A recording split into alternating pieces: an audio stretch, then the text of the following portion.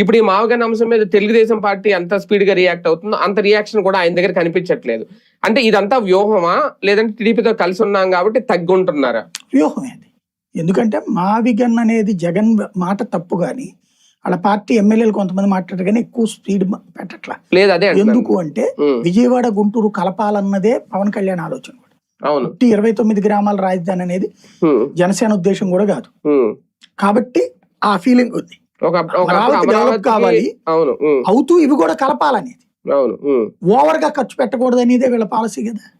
అంటే వీళ్ళు అప్పుడు బీజేపీతో ఉన్నప్పుడు కూడా వీళ్ళు అమరావతి వెళ్ళి కూడా అప్పుడు ఏదో మీటింగ్ పెట్టారు ఎక్కడో, అప్పుడు కూడా కర్నూలులో హైకోర్టు బెంచ్ ఉండాలి మేము దాన్ని ఏకీపిస్తున్నాను వీళ్ళు బీజేపీ వాళ్ళు అన్నారు, ఈయన అన్నాడు. అమరావతికి కూడా అప్పట్లో ఈయన సింగిల్ గా సపోర్ట్ చేశారు. కానీ ఇప్పుడు విజయవాడ విషయం వచ్చేసరికి వాళ్ళు ఇప్పుడు ఈయన చెప్పినట్టుగా మా స్టాండ్ ఏంటంటే ఆయన చెప్పలేకపోతున్నాడు, సైలెంట్ అవుతున్నాడు.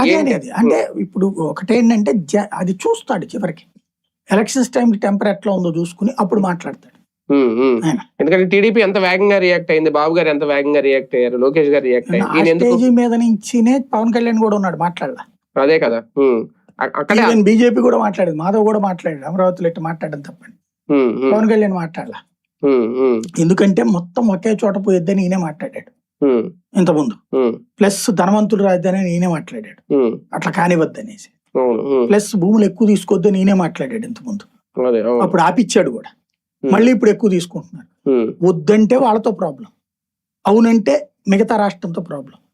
అందుకని ఆ విషయంలో ప్రజల ఆలోచన ఎట్లుందో చివరిలో చూసుకుంటాడు.